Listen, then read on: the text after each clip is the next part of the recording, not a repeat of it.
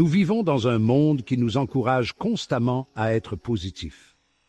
Bonnes ondes seulement et choisissez le bonheur sont des mantras placardés sur les médias sociaux, nous exhortant à supprimer tout ce qui n'est pas joyeux. Mais qu'en est-il de tout le spectre des émotions humaines? Qu'en est-il de la tristesse, de la colère, de la peur qui s'immiscent inévitablement dans nos vies?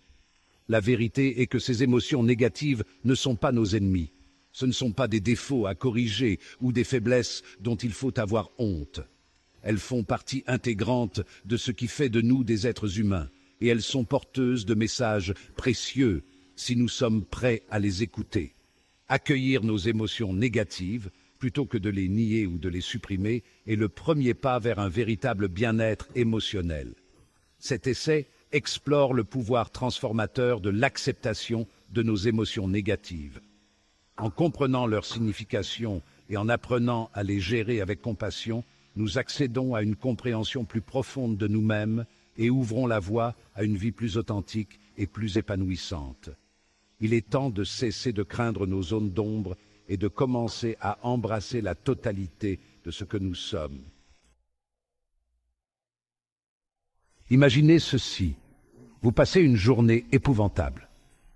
Tout semble aller de travers et vous sentez une vague de frustration monter en vous. Quelle est votre réaction immédiate? Reconnaissez-vous la frustration vous permettant de la ressentir pleinement? Ou essayez-vous de la refouler en affichant un sourire et en faisant semblant que tout va bien?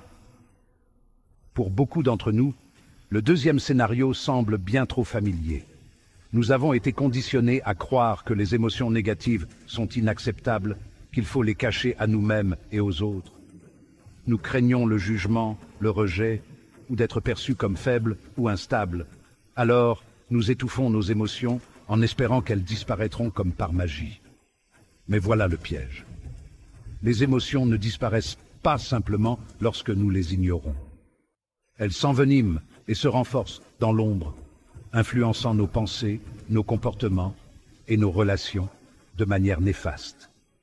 Plus nous résistons à nos émotions négatives, plus nous leur donnons de pouvoir sans le savoir. Chaque émotion, qu'elle soit positive ou négative, a un but. Ce sont des signaux de notre corps et de notre esprit, nous alertant de nos besoins et de nos expériences.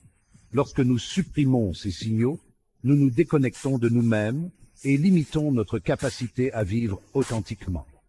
Par exemple, la tristesse peut être un indicateur de perte ou de déception, nous incitant à rechercher soutien et réconfort. La colère peut mettre en évidence une injustice ou une violation de nos limites, nous motivant à nous affirmer et à protéger notre bien-être. La peur peut servir de système d'alerte, nous exhortant à faire preuve de prudence ou à nous mettre en sécurité. Lorsque nous nous permettons de ressentir pleinement nos émotions, sans jugement ni résistance, nous acquérons de précieuses informations sur nous-mêmes et nos besoins. Nous développons l'intelligence émotionnelle, la capacité à comprendre et à gérer efficacement nos émotions. Cela nous permet de faire des choix plus sains, de construire des relations plus solides et de naviguer dans les défis de la vie avec une plus grande résilience. Les conséquences à long terme de la répression émotionnelle peuvent être importantes. Lorsque nous refoulons constamment nos émotions négatives, elles se manifestent souvent de manière malsaine, tant sur le plan physique que mental. La suppression chronique des émotions a été associée à un système immunitaire affaibli, à un risque accru de maladies cardiovasculaires et à une probabilité plus élevée de développer de l'anxiété et de la dépression. Elle peut également conduire à des mécanismes d'adaptation malsains tels que la toxicomanie, la suralimentation ou le retrait social. De plus, la répression émotionnelle peut nuire à nos relations. Lorsque nous sommes incapables d'exprimer nos sentiments véritables, nous créons de la distance et de la déconnexion. Nous pouvons avoir du mal à communiquer efficacement, à établir des limites saines ou à construire une véritable intimité. La bonne nouvelle est qu'il n'est jamais trop tard pour briser le cycle de la répression émotionnelle. En cultivant la conscience émotionnelle, et en pratiquant l'autocompassion, nous pouvons apprendre à embrasser tout notre spectre émotionnel et à vivre de manière plus authentique. Accepter nos émotions négatives ne signifie pas s'attarder sur la négativité ou la laisser nous consumer. Il s'agit de reconnaître leur présence, de comprendre leur message et de nous permettre de les vivre sans jugement. Voici quelques étapes pour vous guider dans ce voyage. Tout d'abord, cultivez la conscience, soyez attentifs aux sensations physiques de votre corps et à vos pensées. Remarquez comment votre corps se sent lorsque vous ressentez différentes émotions. Ensuite, pratiquez le non-jugement.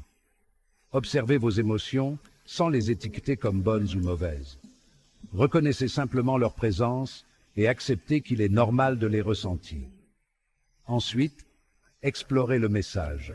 Demandez-vous ce que vos émotions essaient de vous dire. Quels sont les besoins qui ne sont pas satisfaits? Quelles limites doivent être fixées? Aussi, exprimez-vous sainement. Trouvez des exutoires sains à vos émotions, comme la tenue d'un journal, la conversation avec un ami de confiance ou un thérapeute, ou la pratique d'activités créatives. Enfin, pratiquez l'autocompassion. Traitez-vous avec la même gentillesse et la même compréhension que vous le feriez avec un être cher en difficulté. N'oubliez pas qu'accepter nos émotions négatives est une pratique continue et non une destination. Il y aura des moments où cela semblera difficile et c'est normal. Soyez patient avec vous-même et célébrez vos progrès en cours de route. Pour beaucoup d'entre nous, embrasser nos émotions négatives semble contre-intuitif. On nous a appris à croire que la vulnérabilité est une faiblesse, quelque chose à éviter à tout prix. Mais si je vous disais que la vulnérabilité est en fait le berceau du courage, de la connexion et de la croissance personnelle, lorsque nous nous permettons d'être vulnérables, de nous montrer authentiquement avec toutes nos imperfections, nous nous ouvrons à des liens plus profonds avec les autres. Nous créons un espace d'empathie, de compréhension et d'expérience humaine partagée. La vulnérabilité n'est pas synonyme de faiblesse. Il s'agit d'avoir le courage d'être vu tel que l'on est vraiment. Brené Brown, une chercheuse renommée sur la vulnérabilité, la honte et le courage, écrit « La vulnérabilité n'est pas une question de gagner ou de perdre. Il s'agit d'avoir le courage de se montrer et d'être vu lorsque nous n'avons aucun contrôle sur le résultat. La vulnérabilité n'est pas une faiblesse. C'est notre plus grande mesure du courage. »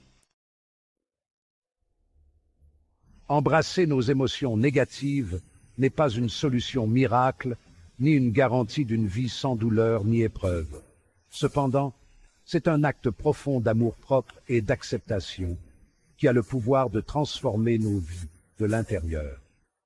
Lorsque nous cessons de craindre nos émotions négatives et commençons à écouter leur sagesse, nous accédons à une compréhension plus profonde de nous-mêmes et de nos besoins. Nous développons une plus grande intelligence émotionnelle, une plus grande résilience et la capacité de naviguer dans les défis de la vie avec plus de grâce et d'aisance.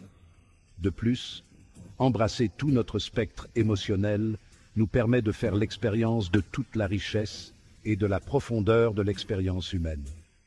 Cela nous permet de nous connecter aux autres à un niveau plus profond, de cultiver des relations plus significatives et de vivre avec plus d'authenticité et de sens. Le voyage d'acceptation de nos émotions négatives est profondément personnel. Il s'agit d'honorer nos expériences uniques, de cultiver l'autocompassion et de nous permettre de ressentir tout le spectre des émotions humaines sans jugement ni résistance. Alors que vous vous engagez dans ce voyage, rappelez-vous que vous n'êtes pas seul. Nous éprouvons tous des émotions négatives et c'est en les reconnaissant et en les acceptant que nous libérons notre plus grand potentiel de croissance, de connexion et d'épanouissement. Si vous êtes prêt à explorer ce sujet plus en profondeur et à approfondir votre compréhension du bien-être émotionnel, nous vous invitons à vous inscrire à notre newsletter pour plus d'informations, de conseils et d'inspiration. Ensemble, créons un monde où la vulnérabilité est célébrée et où l'authenticité émotionnelle est encouragée.